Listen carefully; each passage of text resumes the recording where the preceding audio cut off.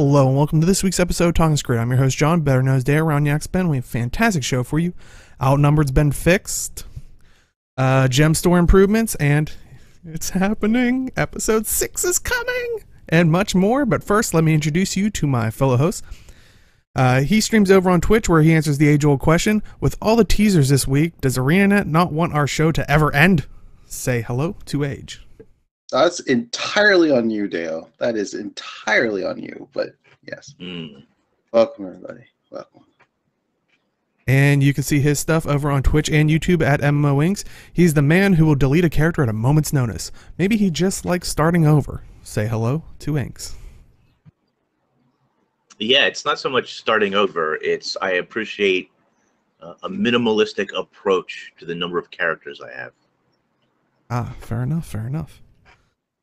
All right, well, let's jump right into it. Let's get some things, out of the way. I know everybody's probably, the teasers this week and stuff like that. We will get to that stuff. Do not worry. First up, let's talk about the Unity gaming organization. EU July Tournament is going to be tomorrow, the 16th, at 1 p.m. GMT. So definitely check that out if you're around Sunday. And also NA is later in the month on the 30th, so definitely go check that out if you're around or on your phone, whatnot. I believe it's still on Jebro's Twitch, so twitch.tv/Jebro Unity, which we'll throw the in the link dump on YouTube. So definitely check that out. Anything you guys want to add, just in case? Good luck to anyone who is participating. Get that money. Yeah. You'll make history by beating rank 55 or absurd. There you go. Ooh. There you go. Wow. That's more prestigious than any automated tournaments can deliver right there. Yeah. So. Sure. Let us talk about the July 11th patch. So over the whole thing, this was actually the update that we talked about in the past, where they said that they were going to deal with the Outnumbered thing that we talked about last week, which we were thinking they were probably only going to wait till like whenever the story came out or after the PvP thing. But yeah, they came out this week. Well, before we get to the World v. World stuff, some general stuffs. They significantly increased the chance that bloodstone warped hides may be salvaged into hardened leather, which that's nice. I mean, has that made it nicer to farm that area, but not AFK farm certain areas that have been nerfed in the past? I'm not sure. So. There were a couple of threads on Reddit about the results, and it does seem like it is a lot better. It does seem like it would be worth people's time to go and actually farm those things now, but I don't know that it's really caught on so much yet. Yeah, Mithrin is saying it's about a 25% chance, but 40% chance, 40% chance, which is much better. But you have to remember that the current farms that are popular is an AFK Necro farm, which I'm sure we'll get to, and of course Silver Wastes, which actually makes you a lot of money. It might not net you leather, but Silver Waste still makes more money than farming leather, as far as I know. And it did affect leather prices a little bit, because people were buying up the hides from the trading post and stuff in bulk. And I do think it is probably a worthwhile farm to do, but it's a little less interesting than doing something like Silver Wastes, which already can become sort of tedious. There's less events that happen sort of around and on top of the hill, so you're just kind of running. You know what I mean? It's I don't know. So the farm is it's better than it was, but I don't know that it's really attracting players currently. And maybe people just aren't hip to it yet, and it will attract people, but I don't, even with this buff, it has made some improvements. It is good, I think, but I don't know if it's enough of a draw just yet. I feel like it would be really better. It'd be much better if it had kind of like a silver waste cycle just in that area where you have events that spawn at certain intervals, and then you would just do them, and then it starts a chain thing. Because I know there's that champion at the very top that you can fight, but I think that's like what, every 2 hours or something like that. But something like that. yeah, so I feel like if there was a more visual approach, like a timer on the side saying, you know, these events are spawning, the sensor are going to attack, and you can kill them all for like, and then you get a bunch of leather, and then another event, it starts an event chain that goes towards a timer. It's like, you have angered blah blah blah, and this champion will spawn. I feel like that's more of an immersive way to get people in. Well, and with the catapults hitting the bottom now to stop the turret engineer farm, I mean, I know it's not as simple as just let's add an event, but I think that they could now add an event at the bottom there. So you work your way up the top, you kill him, which is only every 2 hours, so really it doesn't happen that often. But then put another event that happens at the bottom, and when that event is happening, maybe the catapults or something don't need to be as harassing or something just for that event that's happening. And then when the event goes away, completed, failed, whatever, then the catapults come back. Do you know what I mean? Mm-hmm. Or they continue. Or maybe it doesn't even matter. Maybe they can just keep doing their thing. I don't know. But something to sort of break the tedium up of just running up and down, because even the chests that you open along the way, they don't respawn. Yeah, they don't really respawn quickly either. So, I don't think it's a farm that you can do, but I don't know that it's really. It's such a weird thing, right? Because I say it's a farm, and then immediately people are like, "Well, it's a farm. It's supposed to be boring." But I think there's a difference between what Silver Wastes is as a farm and what this leather farm is. It's just a bit lackluster, and yeah, you're asking for pretty much a more involved farm where you just don't hit things for 10 hours type of deal. Yeah, because I mean, you could technically farm karma that you go do a bunch of events. So yeah, why does farming have to be just, kill these yeah, I'd like to see an event personally, but yeah, I don't know if it's. I guess if 40% is, I feel like 40% is pretty decent, which is what Mithrin was saying. But decent. If the drop rate was even better, then maybe people wouldn't even care and they would do it anyway. Maybe the incentive is just not quite good enough, or maybe it just hasn't caught on yet. So maybe none of that matters, what I just said. Maybe the drop rate is just, I don't know. And Neko was saying better. tier 6 leather has already dropped 10 silver. 10%. So 10 silver, excuse me. Yeah, which is, I guess, nice. Yeah. Well, because it's also nice because it's regulating the trading post too in terms of very expensive things. Now, if they could do that for Mystic Coins, that'd be great, fantastic. But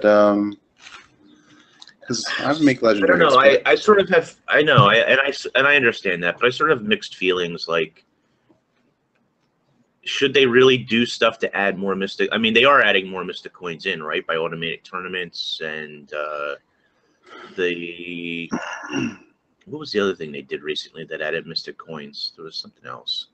Was it World vs. World stuff? Maybe there's something in World vs. Oh, well, yeah, the World vs. World gives you, I mean, not very many, but it does give you some Mystic Coins towards the later chests. Oh, that's why. Okay. So yeah, I mean, more Mystic Coins have been added into the game. It's just they're added in places that it doesn't hit the market too hard, and I don't know that it necessarily needs to. Do you know what I mean? Like, you don't want to kill the market. You got to be very careful with that. And I think that's one of the reasons ArenaNet hasn't done anything to date with coins, and I think that's why they've tried to be very careful with leather, even though the leather issue was created by ArenaNet and their changes to recipes, which is kind of funny. But yeah, I mean, it's hard to predict a bunch of variables, so but yeah, like I would just hate for them to add more coins in all over the place and then have coins become worth 30 silver or something. Yeah, Well, I don't want them to be Which, worthless, but I mean, do you remember? I mean, long ago, coins were worth like what, 12 silver, nothing. 15 Yeah. silver? I wish I could go. You probably can go back and look at their old values, but they weren't worth very much. And I wasn't the type of person who didn't stockpile them. But Wooden Potatoes would tell a story, and we used to know this guy in ATT named, I think his name was Phone. Not Phone, but it was like Phon or something. Anyway, he used to collect mystic coins. So after every dungeon run, this is when dungeon running was profitable and people did it. Him and Wooden Potatoes and a group of other ATT people all did dungeon runs like every day. They did clears. And what Phone would do with all of his profits from that, I'm sure he made legendaries and stuff like the other guys, but what he would do with all his profits was buy every mystic coin he could get his hands on. And so I don't even know if he plays the game anymore, but at one point he had shared screenshots with people in ATT where he had a complete personal guild bank full. He had 7 or 8 characters' inventories full of mystic coins. His personal bank was full of mystic coins. Why? He had a second alternate guild full. Like, he had hundreds and hundreds of stacks of mystic coins. That was his thing. He just collect, and they weren't worth anything. They were worth, I mean, not anything. They were worth 15, 20 silver or something back then. He predicted the future or something? No, like, he had no idea. It's just what he collected, right? And I do know that when mystic coins became worth about $1 a piece, he was still playing. And he had he had unlimited money, basically. I don't know whether he still plays because I haven't kept in touch with him. But, yeah, it was just ridiculous. I mean, he had hundreds of stacks. I wish I knew the exact number because I'm probably exaggerating a little bit. He literally had a guild bank full. He had several characters full of mystic coins. He had a lot. I was gonna say, is this like the equivalent of it's like you hear on like the news, like they discovered like a sunken like Spanish ship from like, you know, the 1600s or something full of like, you know, doubloons. It's like, I don't know that he'll ever hear this, but if you ever do hear this, Phone, send me a message with a screenshot of what's left, because I know he didn't liquidate all of them. I know he kept a lot. So that's a lot. Yeah. He was basically Scrooge McDuck. Think about doing that with another material, right? Take another material that's worth 15 silver, let's say, and just spend, don't make legendaries, don't do all this other stuff. All the gold that you make in the game, just pour it into that one resource over the next, say, 2 years. And that's how much he would have accumulated, right? Because coins weren't worth much back then. Yeah. But geez, that's crazy. But anyway, moving on. But like Inks was talking about earlier, something also happened to another farm of sorts, which they dealt with the spiders in, what was it? No, what's the zone's name? Bitterfrost. Bitterfrost. I want to say Snowblind. I was like, I know that's wrong. But yeah, Bitterfrost Frontier, where, you know, a lot of Necros were kind of just having their pets kill it. Well, they made it so now if you kill the spiders, they don't drop loot at all, no matter what. Which, I think Ink just spoiled it. I was going to ask, how do you guys feel about this? How do you feel, Age? Do you think this was good? Good design? So wait, let me get this straight. If you kill a spider AFK Necro, you don't get anything? No, if you kill a spider as any player, you no longer get anything. No karma, no drops, no trash loot, nothing. This is I think global? you get experience. You get experience. Yeah, it's global. You get experience, but you don't get any loot from them. What? That's their solution. That's not a good solution. What? I love you, ArenaNet. I do. But first of all, there's the reason that these things are a problem is because of the way that minions work and because of these auto-casting skills. On engineers, on necromancers, on rangers to some extent. I'm sure there's other classes out there who can do this to some level, and I'm just missing them. But those are the big ones. It's mostly necros and engineers, right? And this all started with the the NG farm. Now, people had been complaining about necromancers in Bitterfrost since the map was released, because it was a good way to not only get tier 6 venom, but you would get a lot of karma and probably other materials. I don't even know exactly. I've never done it myself, so I don't know exactly. But once the engineers started to gather for that leather farm at the very bottom and just AFK, and they're not even as AFK as a Necro because they needed to pop their turrets, right? And ArenaNet made a stance and said, look, we don't like AFK farming. It hurts the game, yada, yada, yada. And they nerfed the NG turret farm twice to where they got it to an acceptable place, killing it, basically. Well, then people started to question, myself included, well, what about the other AFK spots? Okay, you killed that one for engineers without really fixing the problem that exists, but you kill the AFK spot. Are you just going to go around and kill all of the AFK spots?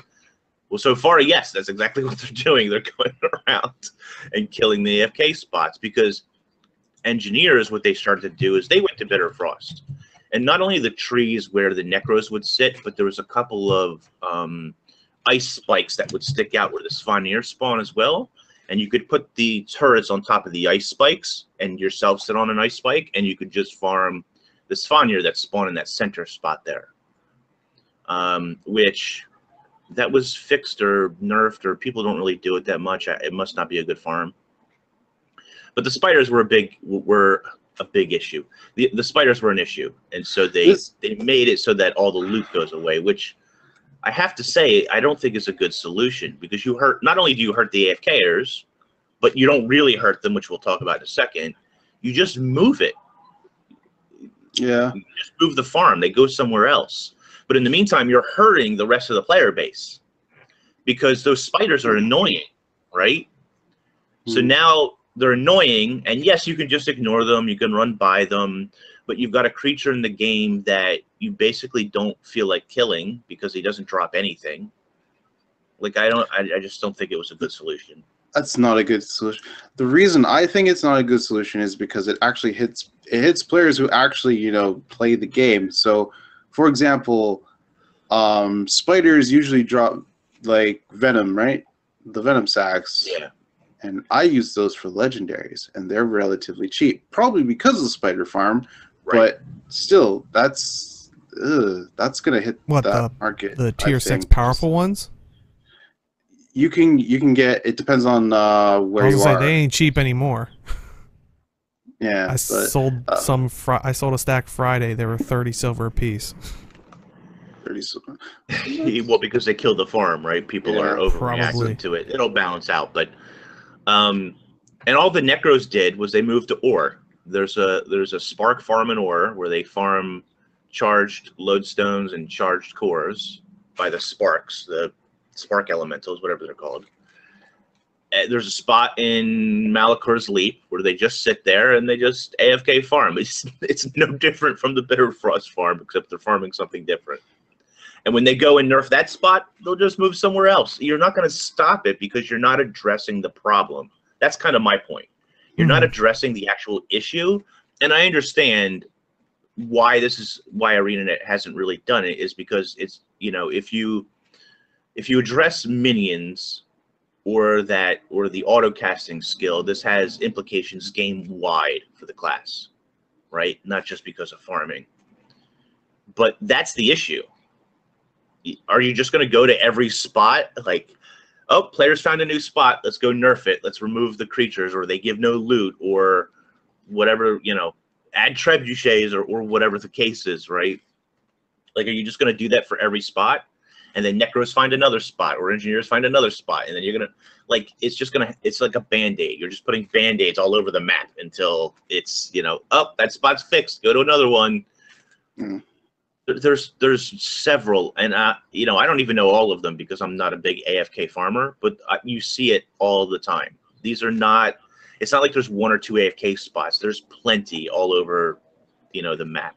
Some are more profitable than others, and so that's why they're popular. But they're just going to move to another spot. You're not stopping the actual problem. Yeah. It sounds like we needed the top raiders to find out a way to AFK AFK and kill the raid bosses. That way, they can't drop loot anymore. No loot. You can't get your things that make legendary armor because they don't drop anymore. Yeah, I don't like it because it does. Yeah, one, it doesn't fix the problem. Two, it affects everyone, Right, and not just the farmers. Which that's kind of a crappy thing to deal with. You're punishing the innocent player that's playing your game the way you're wanting them to. What's really funny is I've seen people say that now that the necros are gone, man, these spiders are really annoying. I never realized how annoying they were before. They were doing a service. Well, yeah, they were, and I've seen that argument. We're helping you. We're not doing anything wrong. We're helping you because we're dealing with the annoying spiders. But you just run past them. I mean, I don't even bother. It used to be that I would stop and kill them if I seen them because you could get karma, you could get drops, right? But now that they give no drops, I just ignore them. Yeah, it's like they might as well not even be there. They're just there to really annoy. Oh no, for 30, possibly 30 silver a pop, I'm going to stop it and killing them. Well, they don't, but now they don't drop anything. That's true. Ah, that's true. No. Anyway, I don't think it was a very good solution. I mean, I have to give ArenaNet props for sticking to their guns on this one. They said they don't like AFK farming, and they're going around and dealing with AFK farmers. But I don't know that this one was such a great solution. I'll say they really stuck it to someone, but they stuck it to everyone.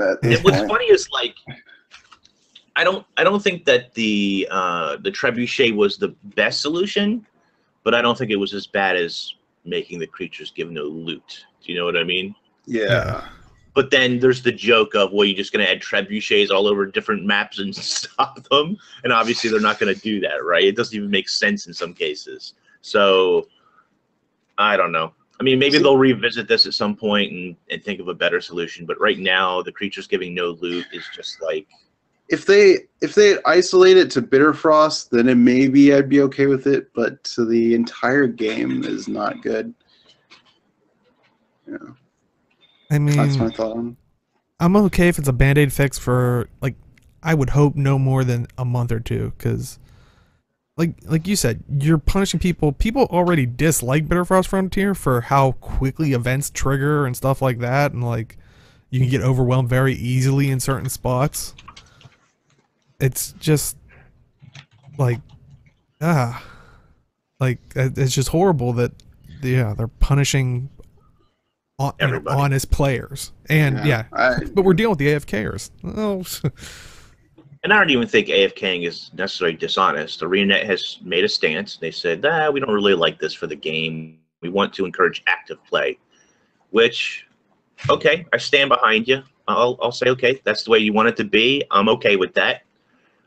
Even though I did the turn edgy farm, I did it a lot, you know. It was there. I took advantage. I absolutely did it. I never did the necro farm because I've just never been into that. I don't even have a necro anymore, so it doesn't matter. But if they're going to take a stance, they're going to stand by that stance. I just think there's better solutions than removing all the loot. Yeah, I was going to say, you're encouraging active play by, I'm actively not going to go to Bitterfrost Frontier. I'm actively running away. Because there's nothing for me to... Yeah, they were talking about this in Bitterfrost the day it happened, and somebody made a joke that says, actually, ArenaNet, you're encouraging me to have a non-active lifestyle. Now I actually have to sit here and play the game. Before, I just put my necro AFK and I would go for a run or something. Yeah, right. I'm going to call bull on that one, but yeah, sure. Right, yeah, sure. Yeah, I went for a run. In another game, I logged into GTA and I went for a run there. Like, yeah. But yeah, we still have a lot to talk about.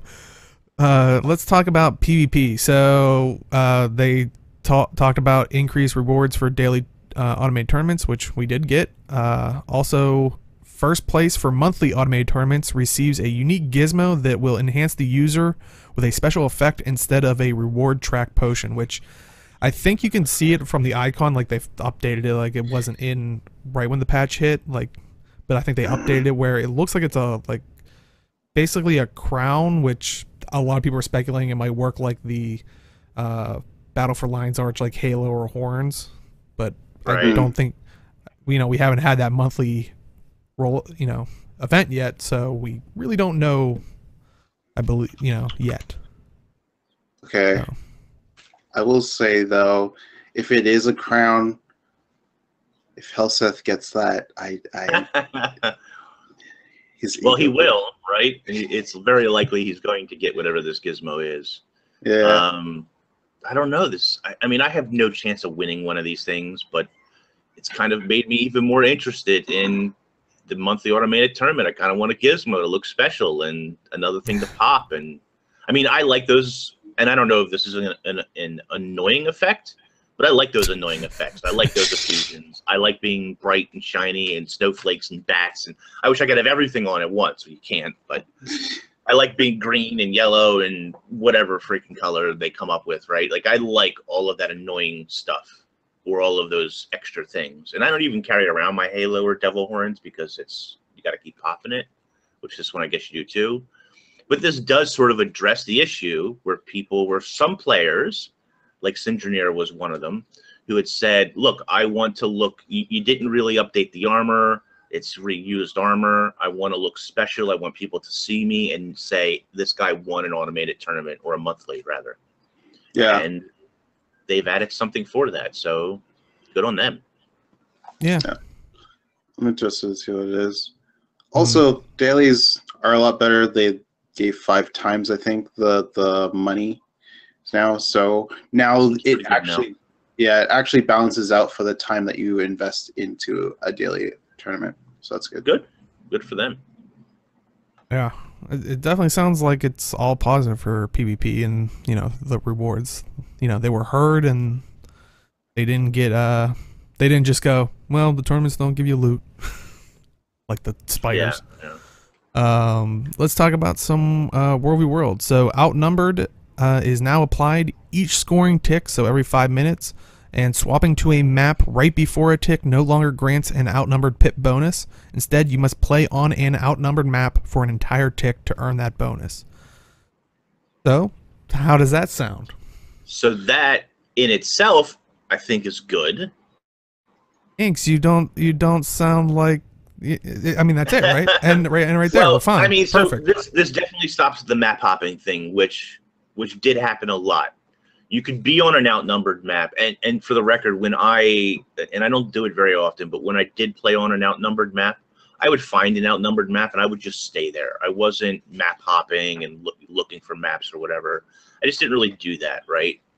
Apparently, a lot of people did, and it wasn't too uncommon to have outnumbered and then 20 seconds before the tick lose it because a whole bunch of people popped into the map, right? So I think that this is a good solution to that issue, but this doesn't address pips, the number of pips and the gain that you get from outnumbered, which I'm guessing Arena thinks is okay because they didn't address it at all, right? They haven't said it, but I was thinking about that when I was playing World vs. World earlier this week. I was like, it didn't seem like they changed much, so I actually went in and tried to see what the differences were, and I found that I stayed on a map for most of my time in World vs. World, and at times the map got outnumbered, so I would get instead of 5 pips, I would get 10, but then at some point it would just not get outnumbered, and then it got outnumbered again. So I feel like the maps are going on a rotation of outnumbered to not being outnumbered. I'm not sure if that's true or not. I'd have to play again this weekend to see or something, but it seems okay from what I've seen so far. But again, not enough time in World vs. World to actually say. It's just an interesting occurrence that I saw. So, right. There was another thing too, and I seen DeRoyer tweeting a lot about this, but they really played with some of the decay timers as well. And I went on reset yesterday, late on reset, and I didn't have a problem but the map was very populated. We were running around killing people. We were running around taking towers and camps and stuff. So it was very active play for that particular day. So those timers didn't seem to affect me at all. But, you know, we'll have to wait. I'll have, at least for me, I'll have to wait and see later in the week when population dies down and people lose interest throughout the week, how that really looks. Yeah. For my play style, I tend to start out within the Zerg, active playing with lots of people, taking objectives, defending objectives, getting into large scale fights, and then by midweek, a lot, not all of it, but a lot of that stuff dies out, and I end up roaming around and playing more of a roaming style, which I think this is who is getting hit more by this decay than anybody else, depending on how often you're able to cap and kill things. Yeah, it really depends. I found I didn't have problems with decay personally, because I'm usually killing something before, you know, tick happens. So either a player, caravan, guard, something. I usually keep it up. I usually keep up the timer, so it's not a big problem for me. And just for Netco and chat, I think they keep more pips so that the people who are outnumbered still have incentive to actually keep playing and trying to win instead of just leaving and saying, oh, well, all is lost type of deal. Mm-hmm. But yeah. Yeah, so like you guys are saying, oh, go ahead. Sorry, Dale. No. I just think that, and I don't mind that I don't mind that Outnumbered gives some pips. I just think it gives too many pips. I think 5 is too many. Maybe 3 or even 2 maybe is I think fine for being Outnumbered. As someone who has played on Outnumbered maps, yes, it can be difficult if you're facing a Zerg or something, but if you're that outnumbered, then you're either waiting for reinforcements to come and bolster the map, which is not, I mean, at least on higher tiers, I can't speak for lower tiers. On higher NA tiers, that doesn't entice people to come and bolster that map anyway. They'll come and bolster the map if either a new commander tags up or if they're trying to take a key position that is actually important to the server. Outnumbered is not what brings them to the map anyway. It's not drawing people to the map, you know. It's when they're trying to take a keep or garrison. That's when people will go like, okay, that's tough. So, I do agree that pips are still a little high. I don't know what it could be. I think 3 is enough. But so we'll see. Yeah. So, you know, that's kind of that with the Outnumbered and Decay, but also in World v World, we got the Skirmish chest now opens a vendor window instead of an item selection window. This will allow multiple items to be selected from the chest, so yeah. I think, because for those who know Scale, he's a World Versatile player for XVX, and he made a video about him opening like 70 skirmish chests, I think, around that number. And so he's like, please make this better. And he posted on Reddit, and I think that's why this change happened. So. It's good. It's good when stuff like that happens.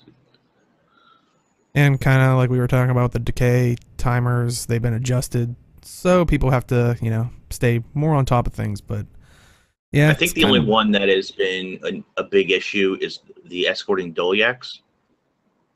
Yeah, I think that one is sort of so low that it's not even worth doing anymore. So most of these numbers, I really don't think are that bad.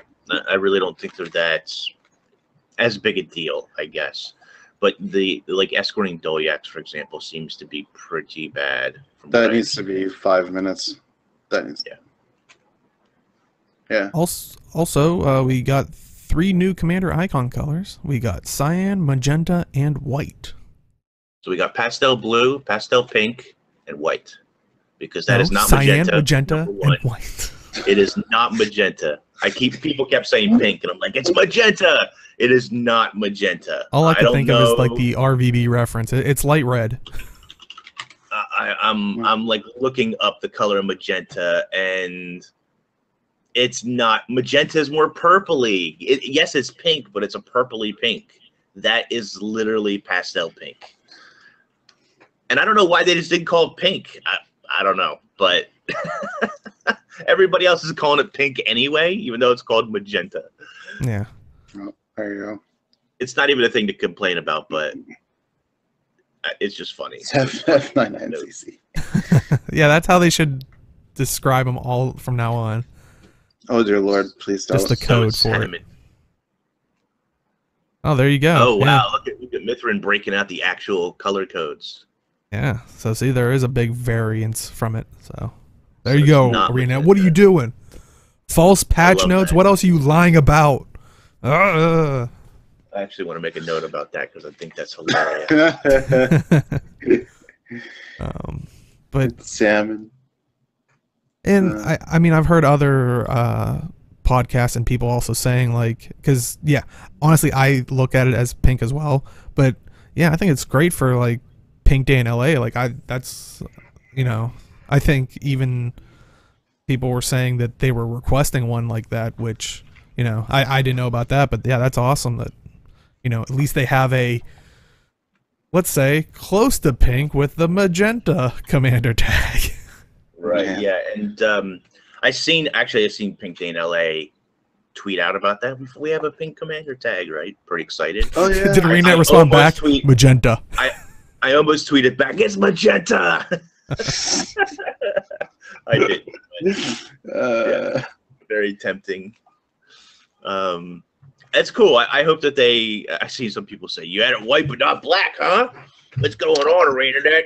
Oh Why my are you God. so racist? I knew that was gonna come. But I hope they had more colors. It was pretty cool. People were excited about getting pink, man, and cyan, blue, pastel blue, whatever. Yeah, people were pretty freaking excited about getting these new colors, and they didn't charge you anymore, which I'm kind of surprised. I gotta say, I'm kind of surprised. Rena wasn't like, yeah, it's 10 gold a color. 20, 50 gold a color. I was gonna say, when they added the colors last time, was that when they switched them over to 300? Yeah. Oh, okay. I was gonna say they didn't charge last time, but and it's true. If you had paid 100 gold a long time ago, like I did, back when 100 gold meant something, then not that it doesn't now, but inflation, then you got those colors for free. But there you go. Green and orange for free if you already had it. That's true, but they did increase the price. Yeah. No, because it was four colors, right? Oh, and then they added green and orange. And then they added green and orange. Okay, well, and then so they there's added, no precedent. Yeah. There's really no precedent for them, charging you more. But I'm still kind of surprised they didn't. I don't know. Mm-hmm. It's like now that we've added more colors, we can actually bounce up. Well, when they add the convenience of you can use your dye channels, now then they'll charge you for that. Wouldn't that be great if you could use dyes to dye the commander tag? Oh, that'd be awesome. How awesome would that be? That would be pretty cool. That's a great idea, actually. But what I was thinking about is instead of like a hairstyle kit, because they release new hairstyles, which are free, but you got to have a hairstyle kit. They could have a commander tag color kit. Change your commander tag color. Want to unlock the colors? Got to buy RNG commander tag. You can get all repeated colors. Right? No. 3 new colors out of 25 that you could get in the old colors. Oh my gosh! That would be terrible. Yeah. Oh, what if they last one? What if they add like different style of commander tags, but you need a total makeover kit to actually change it? Oh my gosh! Arena icons or whatever. I mean, I don't know how this works, but stop listening like 5 minutes ago, please. Like, yeah. Those are all terrible ideas, except for the one that allows you to pick any dye you have unlocked as your commander tag color. That's a pretty good one. All right. Well, I think we've made people wait long enough. Shall we talk about the episode 6 teaser that we got? And it was just a teaser image, but we also got a teaser trailer for, apparently we're getting Fractals, but let's look at episode 6 first. So here's the image. Basically, as you see there, you see like overgrown ruins, a parrot type bird, and a boat in the distance. And it says Living Yeah. World Season 3 finale, July 25th. So, July 25th. If you've watched our previous shows, I think pretty much everybody sitting here was thinking it was going to end with more than likely the PvP tournament, which would have been, what, August 7th or something. 7th. Yeah, early on this. So, I mean, I'm happy to be wrong. Yeah, me too. I said late July, early August. Yes. You did. I will say this. So there is 2 of the episodes. I don't have the sheet anymore, but I want to say it was like episode 2 and 3 did happen like mid PvP season. Mhm. But all of the later episodes, including the last 2 of them or so, always took place when a PvP season ended. So there was more precedent for it to happen after a season had ended, but it's not like they've never done this. So, regardless, I think it's good. People are happy. A lot of people were asking, like, every week. They were asking several days of the week. Trailer today? Trailer today? We getting a trailer? We getting an announcement? I think it's going to be today. It's going to happen today, guys. And then nothing would happen, right? So, finally got a picture at least. Probably a trailer next week would be my guess, right? Obviously. Would be pretty likely since they usually do it a week before. Mm-hmm. At least that was them going. We're how they shaping up used to to. get a pretty big patch. Really? It's going to be a pretty big patch. I mean, we're going to talk about it, but we're getting a new Fractal. I think that Fractal, I haven't done a video on this. I did on the picture, but I think the Fractal is likely to have a CM mode, right? A nightmare mode, whatever it's called. That makes sense. And then I think there's likely to be maybe not overhauls, or probably not overhauls to the other Fractals, but obviously balance changes to Fractals, which seems to come with those patches as well. So Fractals is going to see a pretty decent update. The new Fractals probably going to have new rewards to get. There's going to be new achievements for those Fractals, if there's a nightmare, including nightmare achievements, perhaps.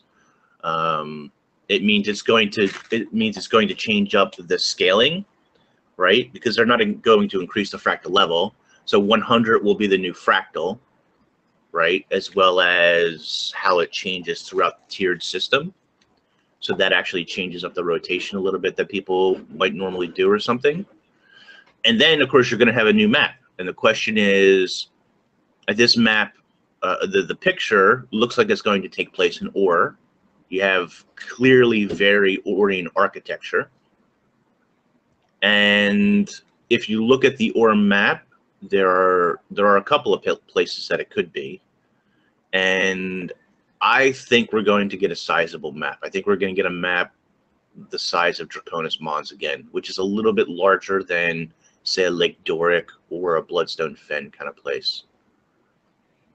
Yeah, so yeah, if we look at the image, it definitely looks like it's Orion architecture. Like, I even was trying to find other possibilities because, like, I thought I saw like ruin type things in Dragonstand, like underneath the Asuran machinery. But when I went back there are ruins, but it's different. So I was trying to find other outs. This is really Orion architecture, like thematic, which also begs the question, it looks overgrown, which, if you know about Ore, not much vegetation going on there. Like, so, I mean, the big question is, does this mean all the Ore maps are gonna be rejuvenated and, we're getting all the, like, fields of grass and all that stuff? Is that what it means, guys? Please? It could be. I would think about it.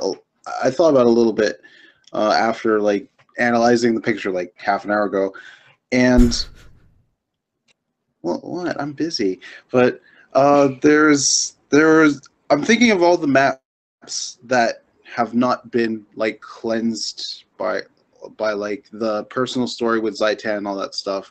And really, it's just all the Ore maps, so like Straits of Devastation and everything to the left of that, all the way down to I forgot what the map's called, but they're like 3 maps basically. So, will all of them be cleansed? I have no idea. Will one of them? So to be the downer of the group, because I would love to have a cleansed door, right? ArenaNet has this habit, the game itself has this habit of time locking maps, so that even though it's called a living world, it's not really, right? Because the maps get locked in time, and with the exception of maybe Kessex Hills, is it Kessex Hills, I think? None of them have really changed. Yeah. Right? They're locked in 2012.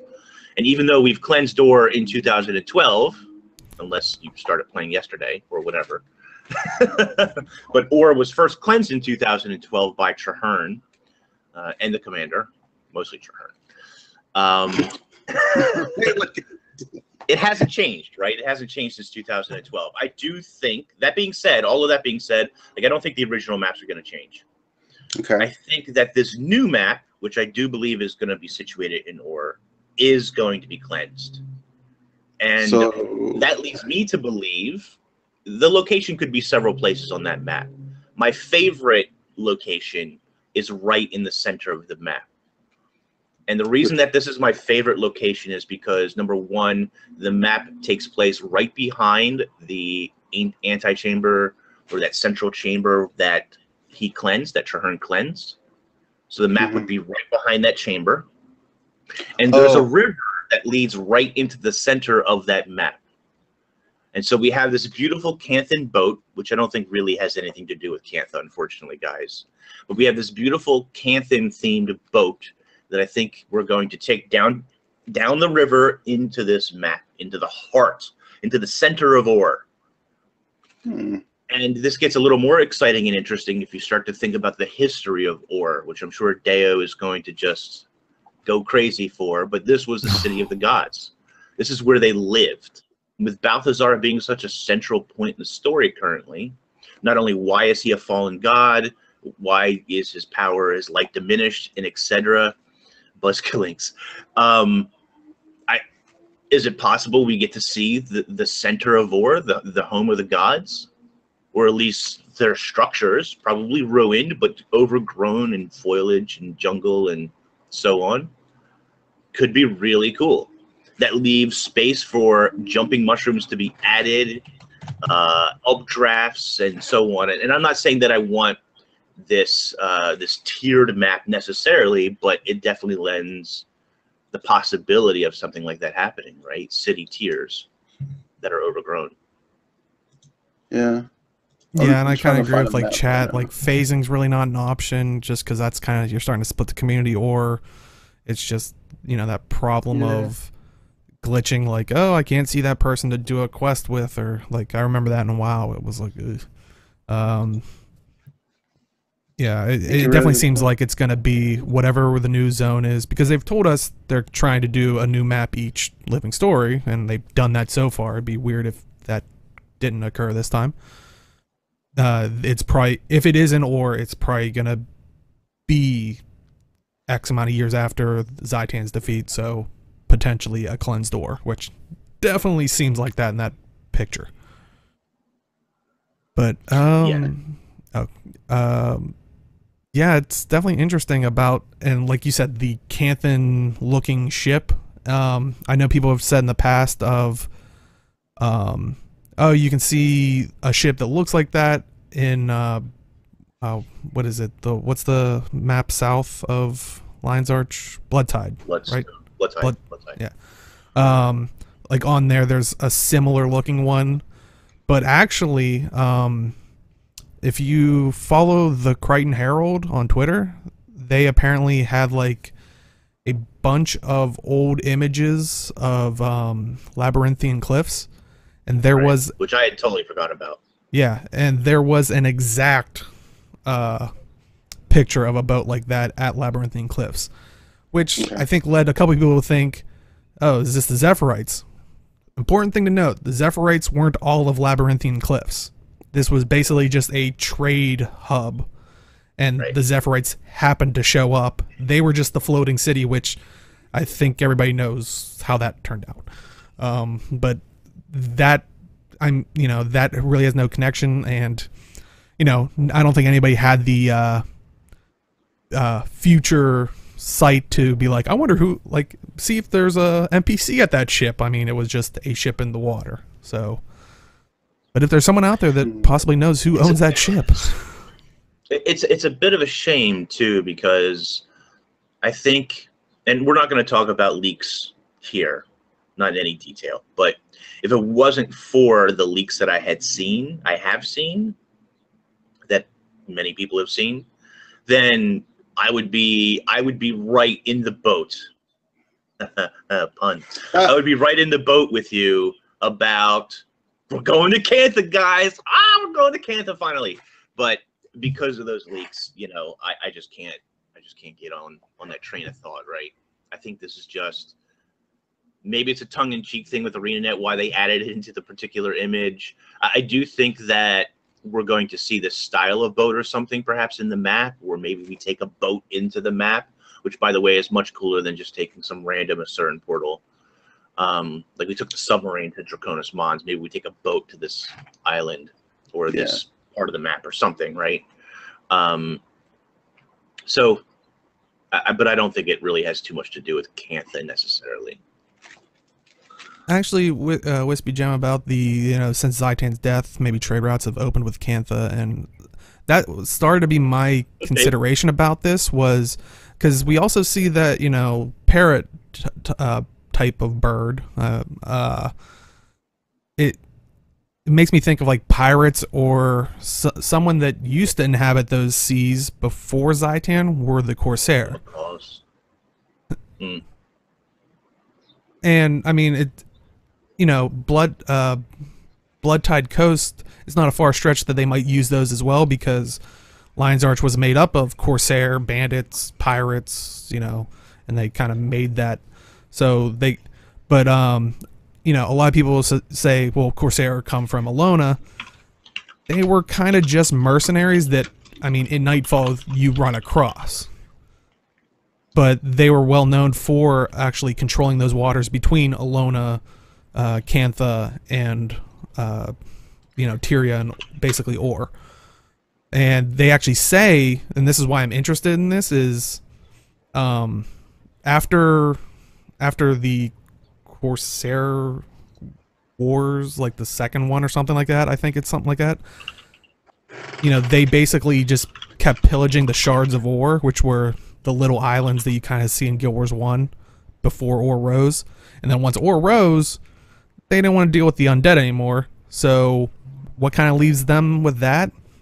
Basically probably just hitting up Cantha and Alona. So, I mean, the Corsairs are mercenary type, you know, people that they're probably going to just, you know, pillage and scavenge. If they've probably found a ship that works better, or, you know, they could easily have just been like, okay, we'll start using their sails, or so I could think that you know, it might be to throw us off, and like people have said, we see it throughout all of Tyria as well, but I think that might be the logic behind it, is the Corsair might have adopted these Canthan you know, technologies for their boats. But so I'm thinking we might see Corsair of some sort, whether that's a good thing or a bad thing. And Mafongo Jones sort of points out that Zaishan could get involved given Balthazar's resurgence. That would be really cool. One of the things I'm sort of excited about the potential of is throughout season 3, we've gotten a lot of sort of scavenger hunts for data logs, books and papers and so on. ArenaNet's sort of been hit or miss as how you collect these things.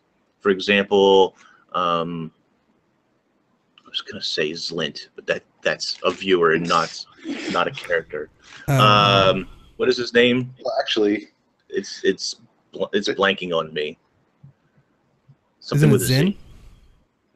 Isn't it just Zin? Whatever his name is. I'm blanking right now. Whatever his name is, like his you could collect and they were voice-overed, which was really cool. But it didn't collect in any way, like you didn't get a data pad or something. Zin, thank you. Yeah, Zin. Yeah. You didn't get a data pad or anything. Where in the other ones you got, like Cauticus, you got a book collection that you could read. It wasn't voice, but you could read. So I do expect in this map that we'll get some sort of collection like that, either a book that you collect or read, or and Deo's getting excited, I am too, or perhaps voiceovered, I don't know, data pads or holograms or something where that are about the gods, right? If Balthazar is involved in this episode, if we're going to if we're going to the city of the gods where they used to live, either A, something that involves a lot of lore about the gods and their time in Ur, when they lived there, or B, even just about the Orient people themselves and everything that's involved with that. And both of those are really exciting lore-wise to me. Actually, yeah, that's pretty cool. Yeah, and since we're kind of going towards that, let's talk about why would they want to go to Ur? Which I think a lot of people are saying, you know, of course, like, since Balthazar kind of came back into the story, like Inks is saying, you know, that was where the gods kind of established, you know, that's where they touched down on, you know, came to Tyria at, you know.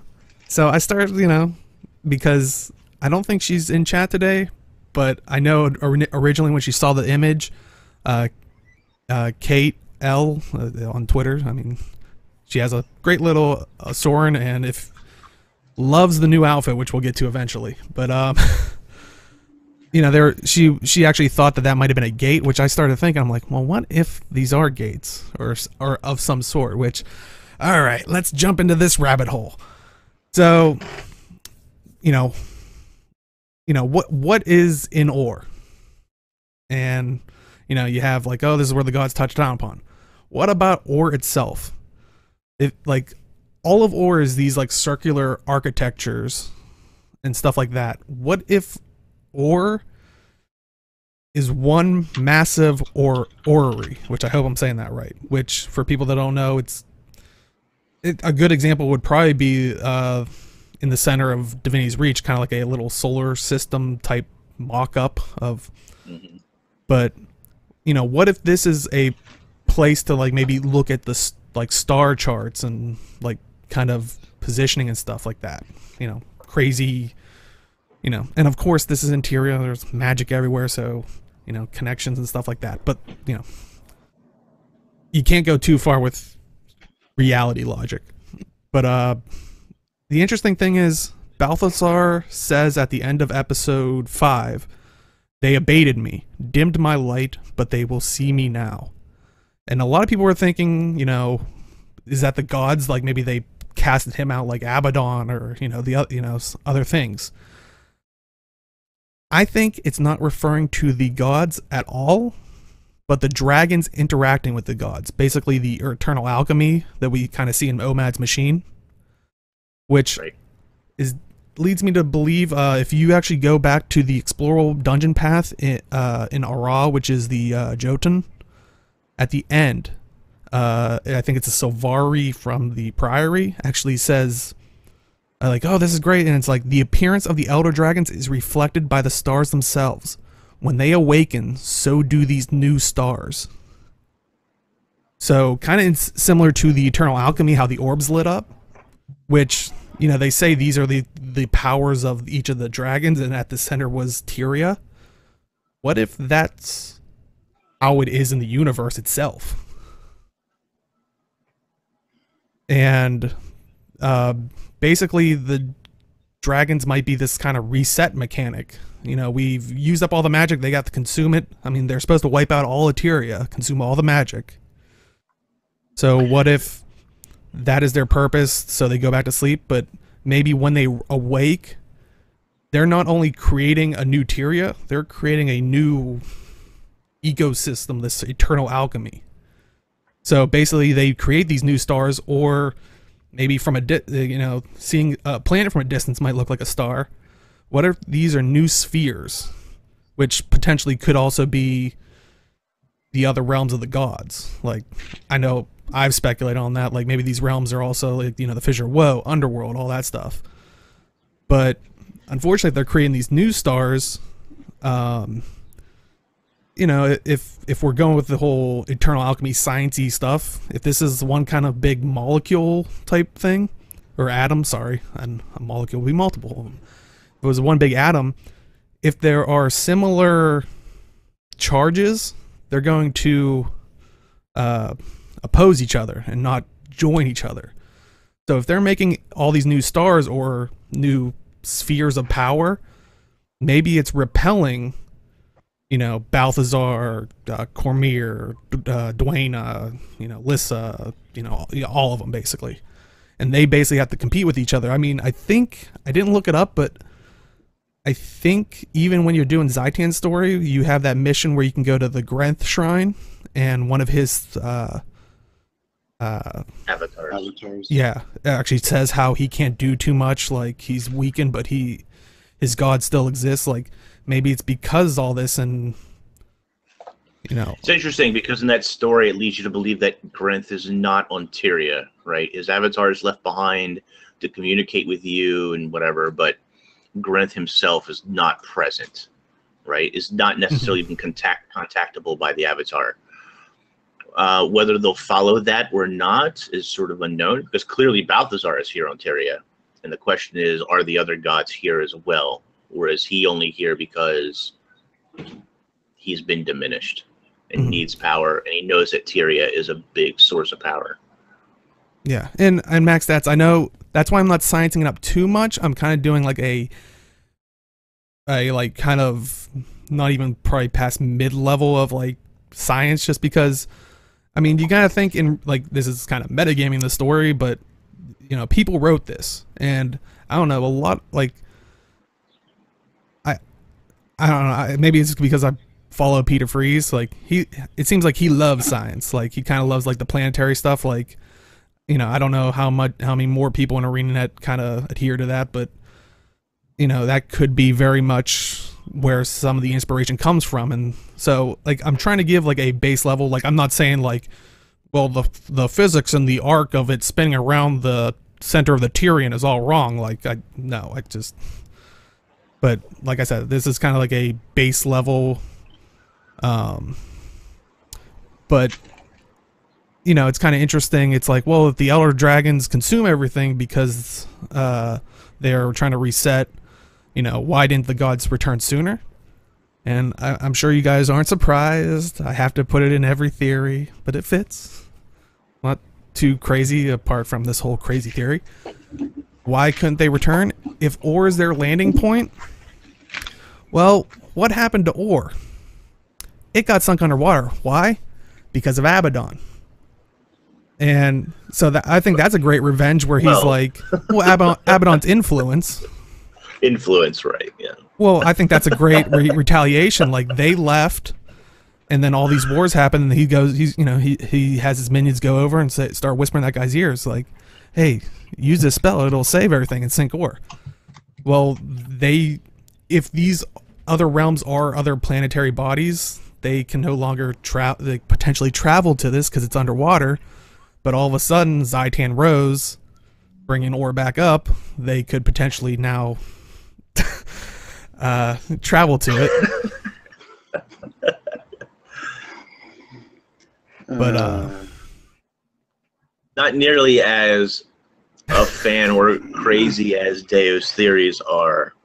If there is a God's Journal type of collection, I do think there is the possibility of some words from Abaddon.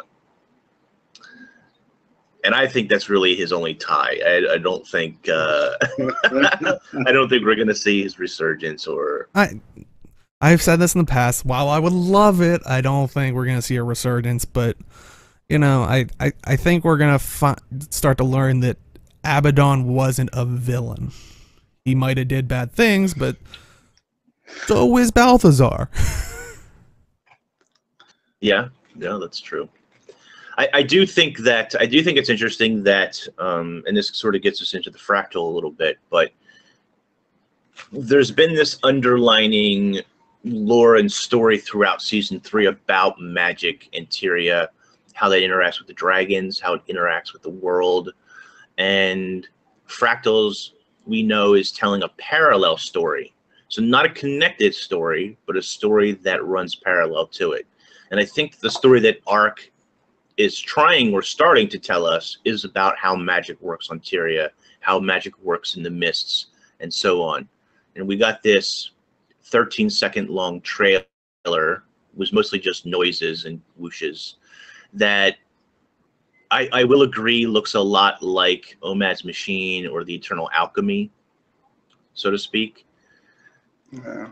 But the noises really throw me off. I think I put this in our chat discussion, or maybe I put it on the Discord. I don't remember. But, you know, I watched the trailer first without actually the noise because it was on Twitter.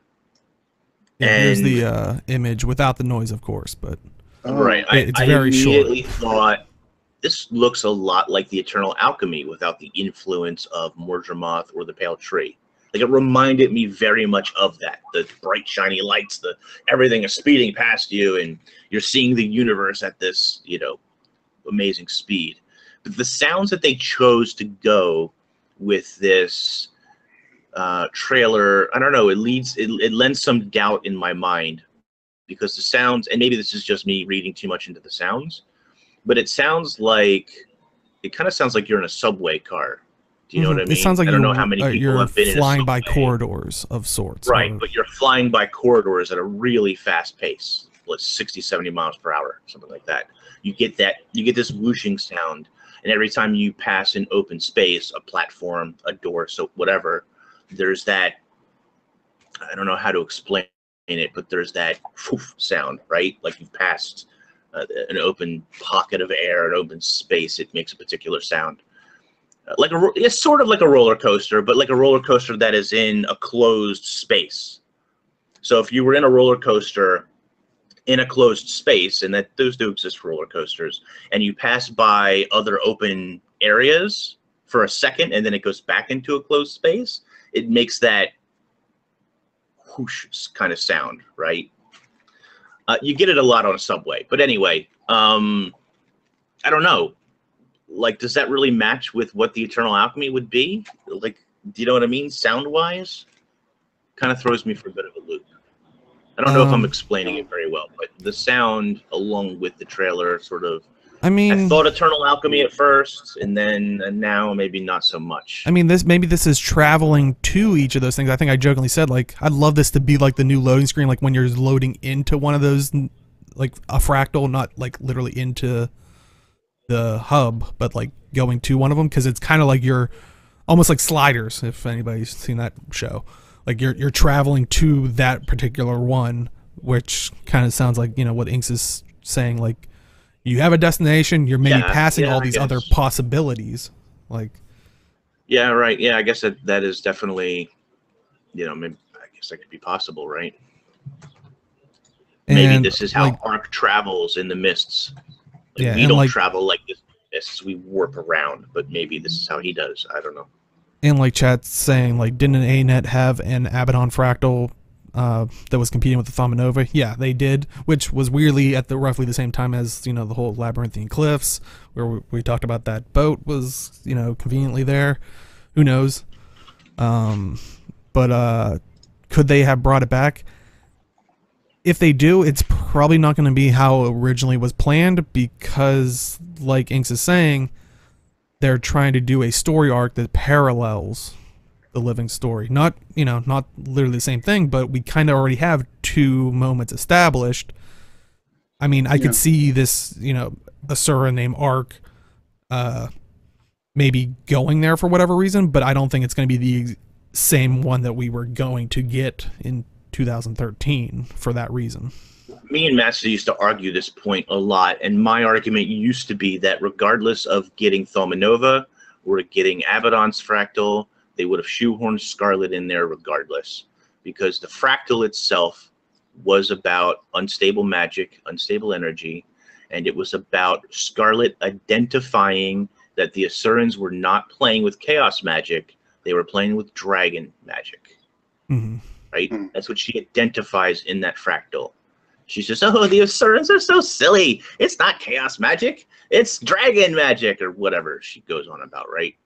And so I think that the Abaddon fractal, however that would have evolved, would have been Scarlet in there identifying that the gods or Abaddon or whoever, it wasn't about giving magic back to humans. It was about taking it away from dragons. Yeah. And so that fractal could still exist, right? Because we're dealing with the fractal story, I believe, the parallel story is underlying about magic and how it works on Tyria and how it works in the mists. So yes, the story has advanced, but the theme could perhaps still be the same And without Scarlet. And kind of to quickly back to my theory, because it kind of also leads into the, well, doesn't lead into the fractal thing, because like I said, they're parallel. But I like this portion just because I remember specifically Inks, but a lot of people did not like Omad's machine popping up in episode 5. Because it did seem very random, which I'll admit at that time, and I even said, I was like, I want to see if they explain it in the next one. Because yes, it did seem very random. But maybe Omad's machine did show the vision of the eternal alchemy, this whole, you know, system where these other like bodies were lighting up, the connection to the dragons. Maybe he used this to, and once again, I know you're getting too sciencey with it. He basically used this because if these are new spheres beginning, maybe for him to basically tap back into the system that he's been now shoved out of because of the dragons reawakening, maybe he had to use that vision to basically attune himself to it. And because you kind of see him standing in the way of the beam and then it launching into the dragon, basically kind of going back and forth. So maybe he had to use Omad's machine because it had that, you know, the updated you know, eternal alchemy. So that's why I think Balthasar had to do it, so he could hopefully tap into that, like that magic force, and hopefully, you know, save his light from being dimmed. But I don't think Inks is amused. He's like, I don't know. I mean, I think that I think Omad's machine in general is, again, I think that everything comes back to magic in Tyria, how it works, and the effects of it in general. And so on that level, yeah, I think that it's a possibility, but Mithrin is going into sort of a better explanation. Like Omad's machine allowed the seeing of the all. Tiny used the core of his machine, which allowed you to manipulate magic energy flows. So again, it all ties back to magic in Tyria. And I think that's really sort of the tie-in or the parallel story that Fractals are trying to tell. Which, here's a link to it. What could possibly be worse than a god tapping into his magic? Well, normally a CERN tend to stick to geometric, like, architecture, like squares and pyramid type things. Like, they have the golems that are more rounded, but they really stick to, like, the, you know, like I said, sharper structures. But for some reason, the consortium, who are controlling the mists, well, venturing into the fractal, the mists, stuff like that, when they redesigned Lion's Arch, a lot of stuff that they remade are circular. Right? Dude, right in front of the vault. The vault everybody where, loves like, all the black Disneyland, okay? They just made Blizzard Beach or something out That's of what LA. you're saying now, but they're gonna get us, man. They're gonna get us. Oh my gosh. I do hope that, speaking of the consortium, I do hope that they're brought back into the story somehow. That feels like one of those, yeah, it feels sort of like a dropped, I don't know, we just haven't really dealt with the consortium much, right? Yeah. Not a lot lately. I don't know. And I feel like that whole thing, somebody was talking to Wood and Potato, they was asking Wood and Potatoes about this within the last week or so, and they were asking him about dropped stories with Ellen Keel and Nash Blade. And I don't know that the story was, like, dropped. I just don't feel like it was ever fully developed. Like, we got that campaign to get us to vote, which was lopsided because of the rewards they were asking for anyway. And we got the fractal out of it. We got a little bit of lore out of it, which furthers the fractals. And Ellen Keel was there for one of them or two of them or something. And that was it. That was the extent of that. It was just over. It didn't have a real, I don't know, satisfying conclusion, really. Am I saying Lion's Arch is the motherboard for getting their magic? I think these consortium are trying to do something with that area, yes. And yeah, the whole thing about basically that's why Primordius went back to sleep was because Jormag and Primordius balanced out, which still goes back to, you know, simple atoms. It's like if one becomes too powerful, then you have a ionized, you know, atom which isn't good, isn't as stable as, you know, a regular atom. So they had to balance out, otherwise something bad could happen, which leads back to the whole eternal alchemy thing, which now people are really starting to think I'm crazy, so I'm just gonna, you know, leave it there. But and Wispy Gem brings up a really great point on this whole spectrum of magic where Timey says we can pit two dragons against one another, Jormag versus Primordius, and they'll kill each other, right? But then you kill Zaitan and Mordremoth, and the dragons just consume their magic, and it influences their minions, right? It enhances them in a way. So why doesn't it hurt the dragons when they consume each other's essence? If the magic, I don't know, it's a bit weird, right? Like you killed Zaitan, but that didn't wake up or even hurt Mordremoth. If those are even opposites, which I guess they could be. I think they kind of, you know what I mean, between them. Yeah. Like the dragons' magic, if they fight each other, should cancel each other out and kill both dragons, according to Timey. That's how it was supposed to work. We can't do that because it'll blow up Tyria, yada yada. But you kill a dragon, the magic disperses. Aurene sucks up some. You know, the other dragons all get a little bit of the magic, makes them more powerful. It changes the way their minions are, but it doesn't hurt them. It's a bit, I don't know, it's a bit weird, right? I think Nox, he has kind of a point where it's more like a nullification rather than just spreading it. Because when you kill a dragon, that energy spreads, but when you are attacking it head on with another one... Well, I don't know, because there's a line of dialogue from Timey that's supposed to be funny, and I guess it depends on whether you find it funny or not, but she's like, Casimir starts to ask her about it, and she's like, blah, blah, blah, blah, blah, blah, and dragons go, blah. That was her thing, right? Dragons die, right? Dragons go, blah. And wasn't that like, before we fought Primordius? That was before, yeah, that was... I think that maybe then she realized that, like they're saying, it nullified each other. Like, I mean, maybe they're trying to show that she could be wrong. Like they do nullify each other. They kill each other off though. Like that was the point that the dragons. Even Balthazar says, "I heard you have a machine that will kill two dragons at once." Right. So the idea is to kill them, let them kill each other. Basically, use their magic against each other. Mm-hmm. Anyway, Rena, just come out with the new Living World so I can be right about all my theories that everybody thinks I'm crazy for. Shall see. I looked to the stars, man. The stars told me. Signs were there. Anyway. Well, any other thoughts of episode 6 or the new Fractal? I mean, we didn't really talk we hit upon the new Fractal a little bit. I mean, like we said, that little image really didn't tell us too much. It's kind of like, you know, what happened in the other two that could lead us to possibly think what's going to be happening in this third one, which I hope that this one is a fresh Fractal, a lot like I don't want to see.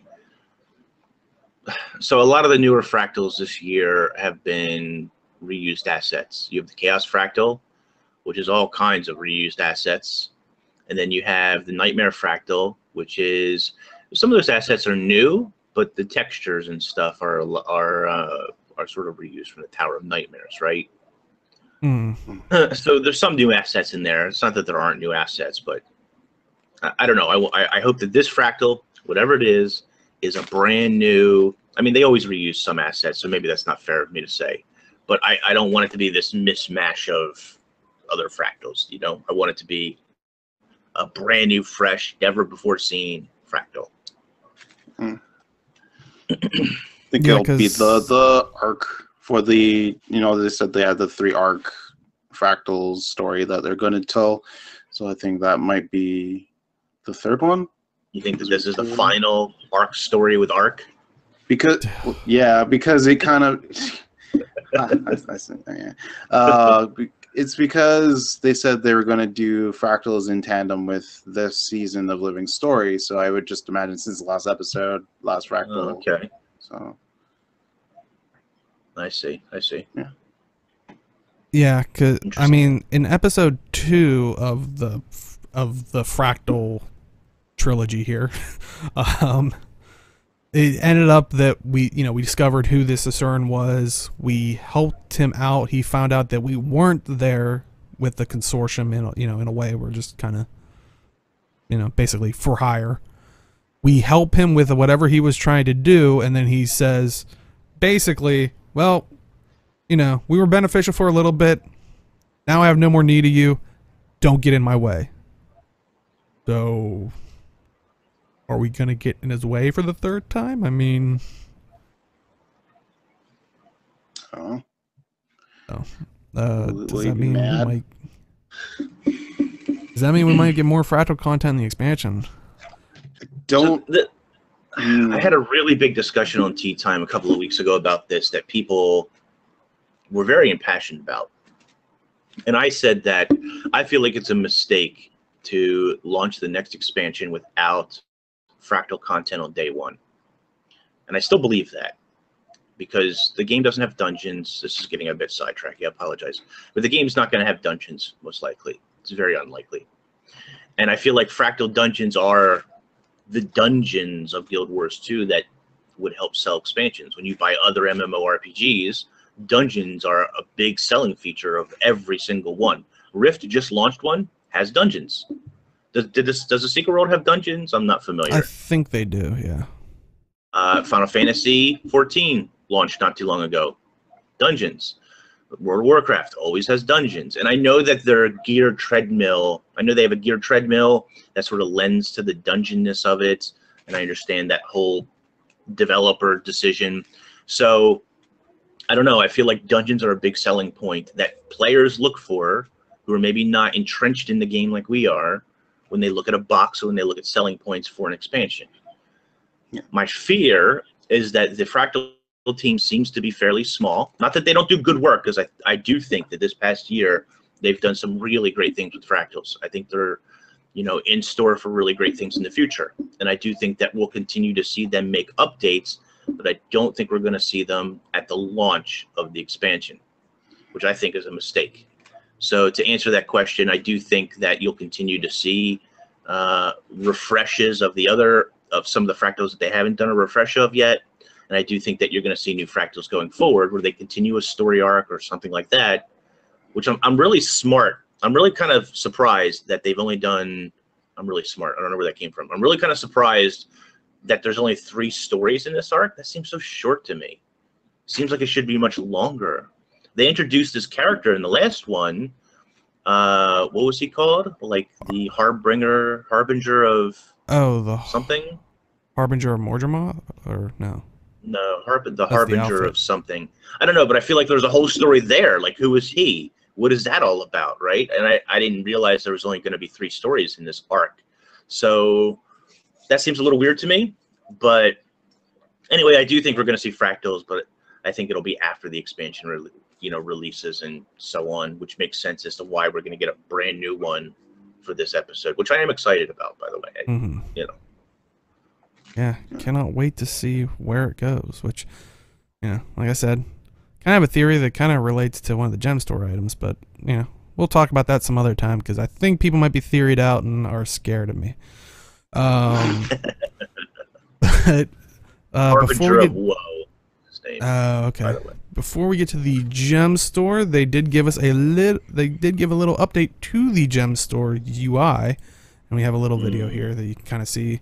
Basically, it's a new user interface, faster interface, enhanced search function, improved categories and sorting, expanded preview options, better package information. So, I mean, have you guys tried it? Or have you guys played around with it? Do you like the new look of it?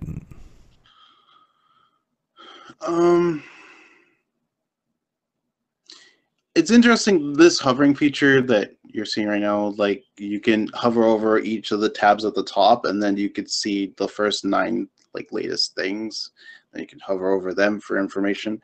I'm not sure if I like it or not. It's kind of a, because what I've been taught is that you want to have like a minimal, you want to, the less clicks possible the better, but I guess it's kind of proving the same focus. And for those who don't necessarily like the new look, there's still kind of the old look as well. So it's kind of interesting how they did it. So it's kind of keeping some of the old, but adding new features to make things a little bit more faster.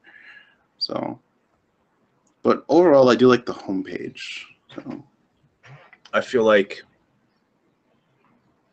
excuse me, I feel like performance-wise, and I think overall they did a good job. I think it looks really good. Kind of surprised because I didn't really expect a UI redesign for this, but and I do like the way it works. I haven't bought anything, but I've clicked around and I've looked at things and I previewed things, and I think all of that stuff works really well.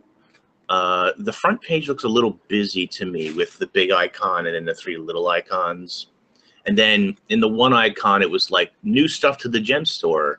And then it had a black lion key at the bottom. And I'm like, that's not new. So I don't know what that's about, but it looks good. I think it looks good. I think it works really well. It's like anything that's new, you need to use it for a while, I think, to really determine like whether you like it or you don't like it. And I just really don't. I don't use the gem store that much. Sorry, ArenaNet. Haven't really been using the gem store that much. So How else are you gonna get all your dyes? by the trading post. From the trade post. Except for permafrost, because I haven't checked it recently, but it's too expensive. Yeah. Well, if you're not like Inks and use the gem store, they put in a couple new things, which you probably saw a little bit in the video. But before we show that off, thank you always to Dolphy.net. Check out Dolphy.net so you can spend your gems more wisely. So first up, we have the Exosuit outfit. And that is 700 gems. It is an outfit, so you can hide the helm, but it's all or nothing type of thing. So it's, you know, it's not an armor set. I mean, you can kind of see it here. It's kind of like a more tech-based, kind of almost like an Iron Man, Asuran Golem suit type thing going on. So, is there anyone out there thoughts on how do you guys like it? Thoughts? I think Age, you had your hand up. I got it. I got it day one. I had to. It was so good because I could cosplay Iron Man, I could cosplay Gray Fox from Metal Gear, and I can cosplay Genji, like an Asuran tech-based Genji from Overwatch. I see Inks. Yeah, I see you, but I don't care. I love Overwatch it. infects everything. It's a virus.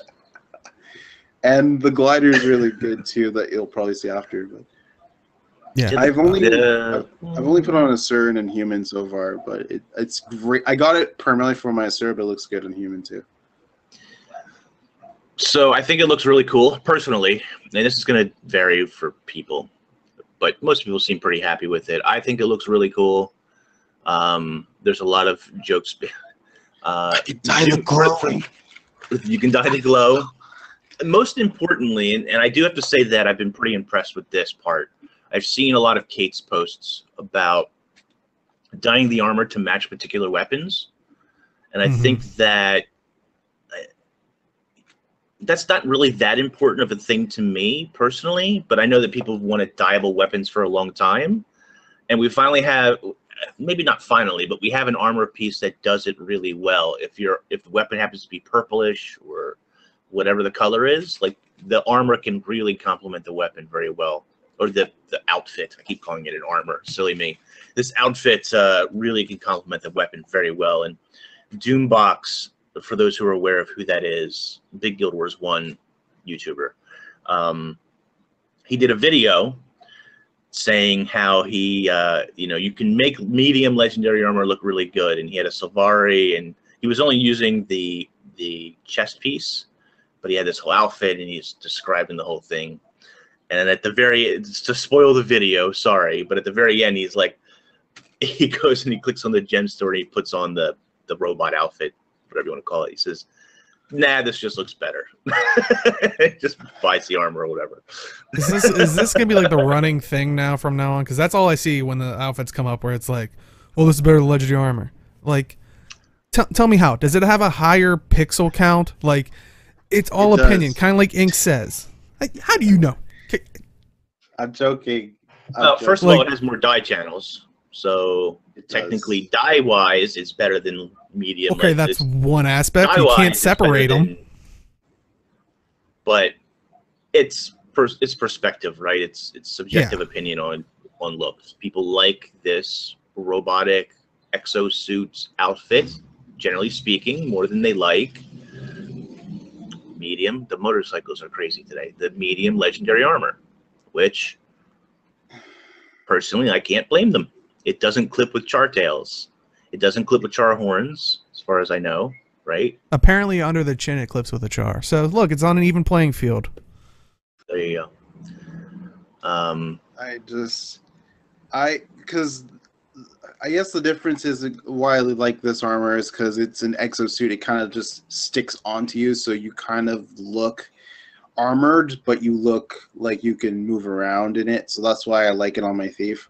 Whereas legendary medium armor, I can't see myself being a thief in that type of armor. So that's why I don't really skin it on my thief. I skin the legendary armor on my druid because it makes more sense on my druid, a caster type.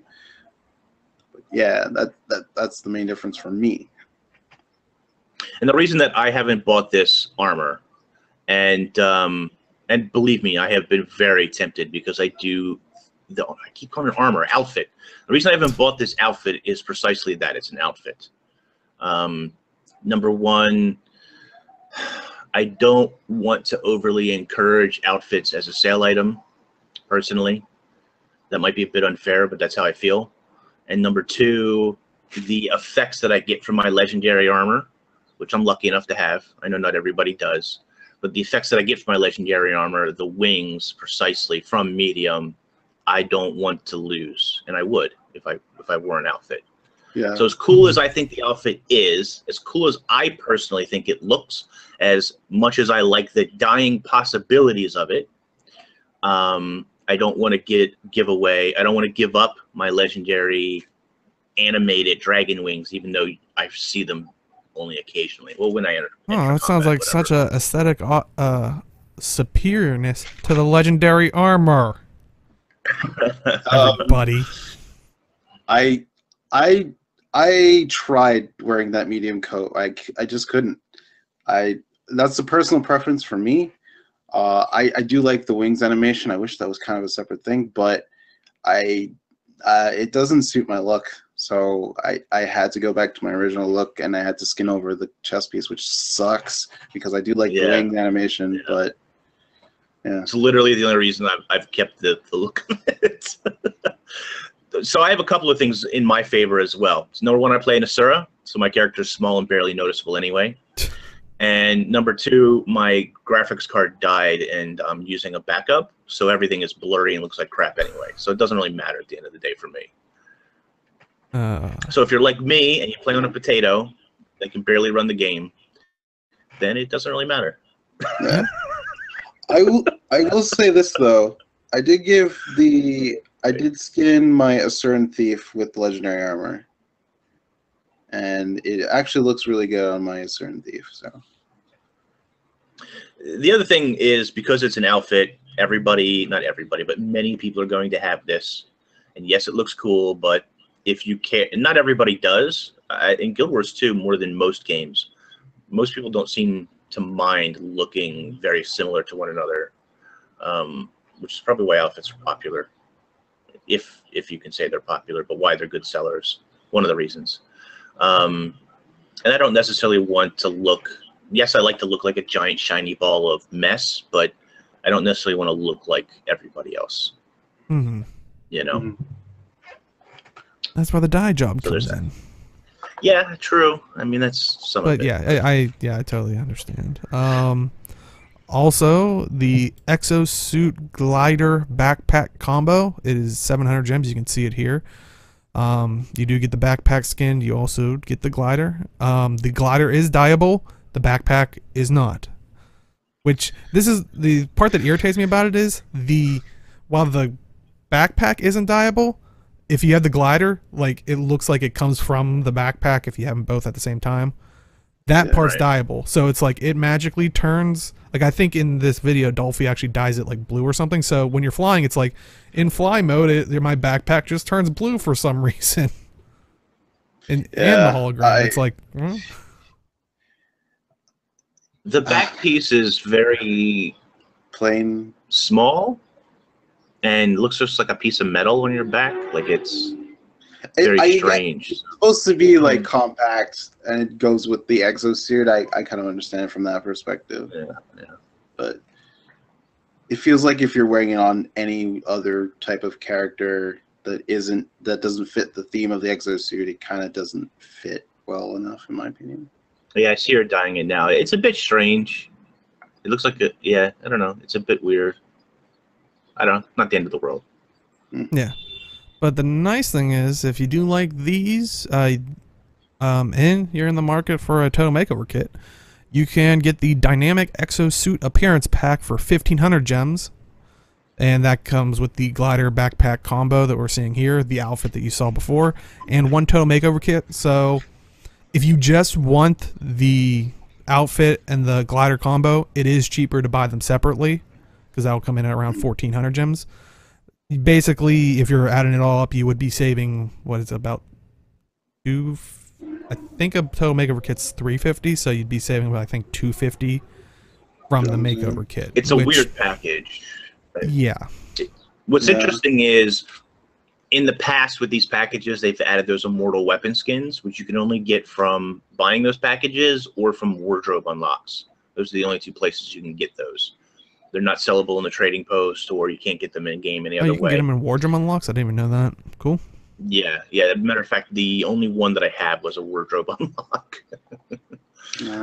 But anyway, so they didn't add that this time, which kept the price low. Like, it didn't make it 2,000 gems, which I think ArenaNet did on purpose because they're trying to lower those bundled packages. Feels like that's what they're trying to do. But I would just rather have both of these things and not a makeover kit and save 100 gems. You know what I mean? Like, I don't. Yeah. I honestly bought them separately because I don't need a makeover kit. Yeah. I bought the bundle in case I needed a makeover kit. You never know. Yeah.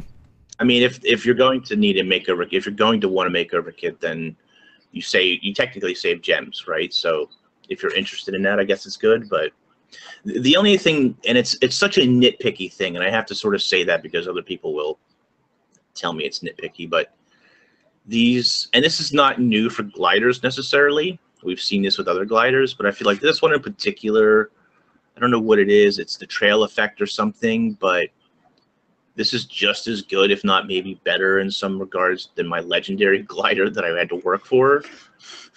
I don't know. I feel a little salty about. I had to work for that glider. I had to get a paycheck.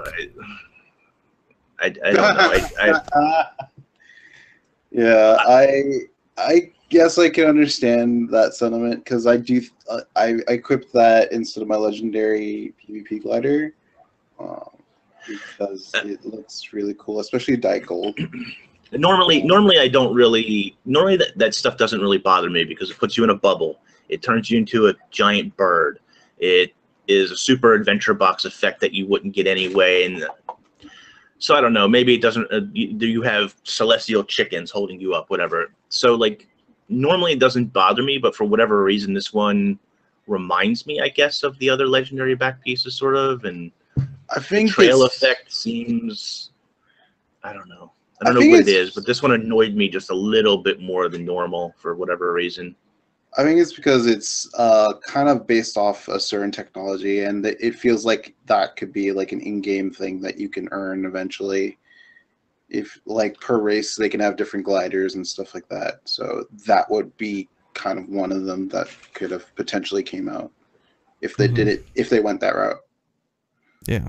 Yeah, and for the record, generally speaking, I don't have a problem with them releasing gliders that do different special things or have effects. I mean, that's what sells them, right? That's why people buy them. The lightning effect, for example, I used to really like. It was one of my favorites.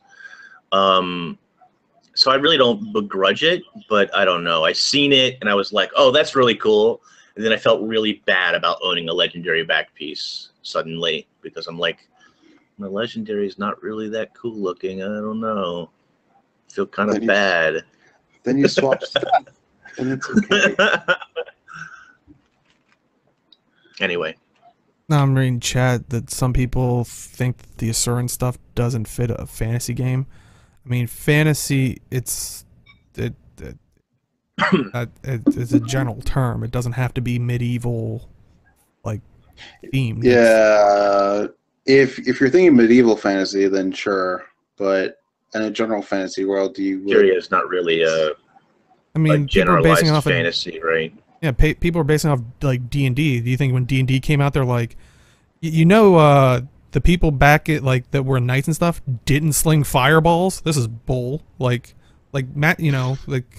Oh, I think that I feel like it has more of a modern like. So I get really uppity about this when it comes to like the Final Fantasy franchise, because Magitech, for example, has been a thing in Final Fantasy for a very long time, and I was okay with that. But then they started having gun swords and U-boats that fucking did stuff, and now they're driving around in a Cadillac together or a convertible together and going to McDonald's and whatever and stopping to kill chocobos and then getting back in the car. It just, at some point, got too far for me in that particular franchise. And I think that some people think that when we see stuff like this, it's getting a bit too far for Guild Wars 2. I don't personally believe that. I mean, you have guns and stuff, but it is a world of Magitech, like Wispy Gem says. And so, I don't think that Guild Wars 2 has really gone too far yet. On top of that, if you're really going to, like, feel that way, I think the silly stuff that's in Guild Wars 2 breaks the world far worse than this technology does. Do you know what I mean?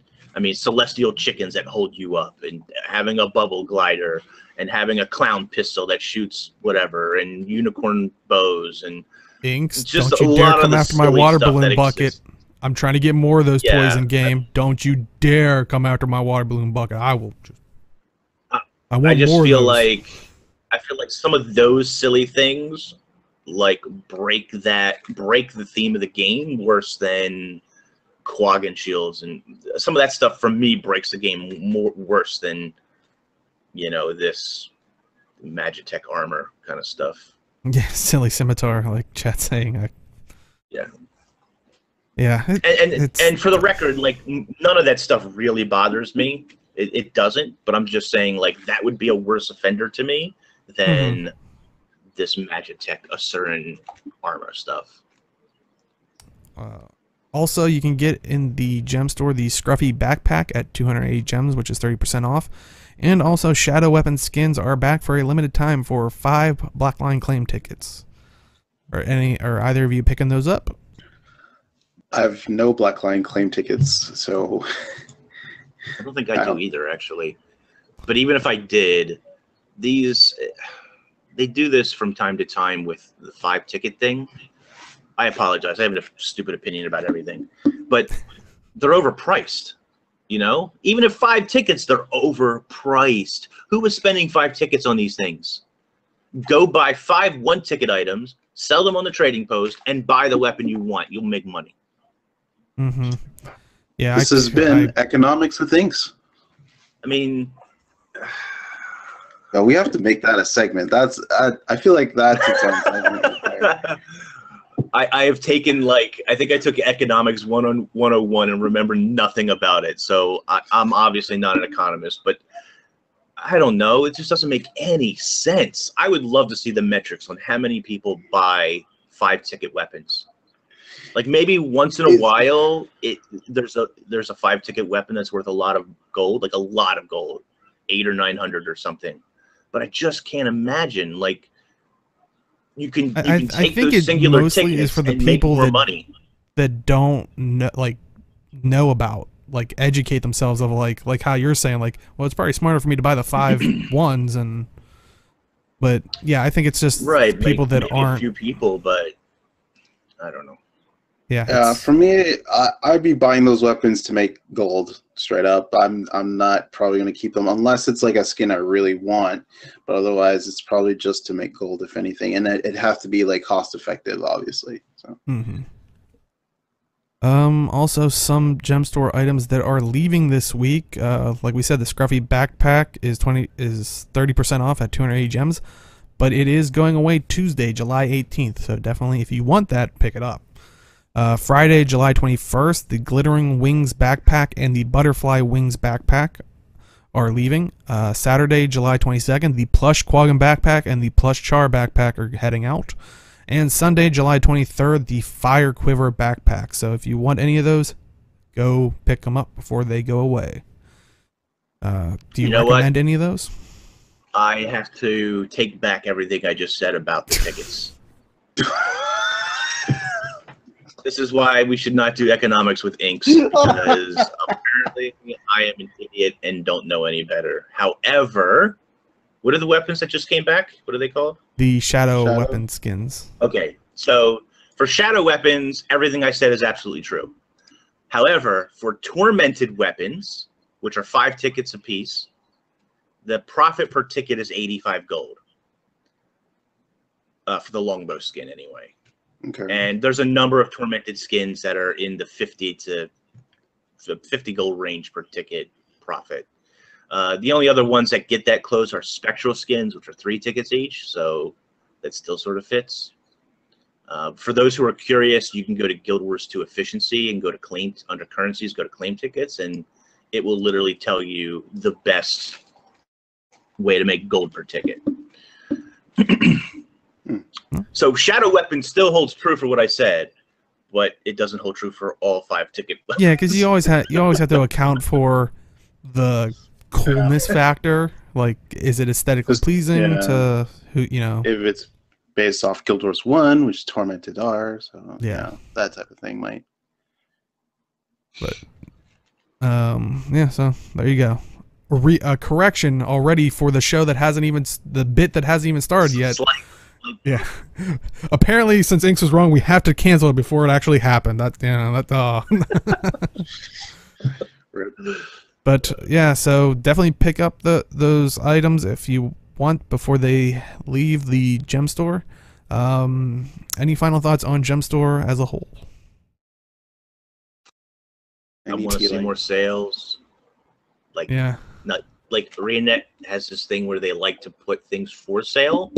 I want things actually on sale, which they did do like a month back or so. Like, I shouldn't be so harsh on them when it comes to the gem store. They need to make money, obviously. But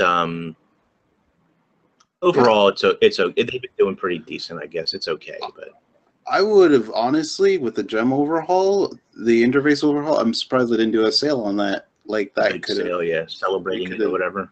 Yeah, I think that would have been good, but.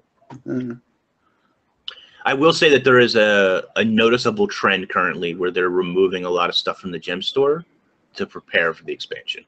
The expansion is going to hit, and they're going to flood the hell out of it. So either grab stuff leaving, save your gems, wait for those sales to happen. Save your paychecks so you can buy the gems.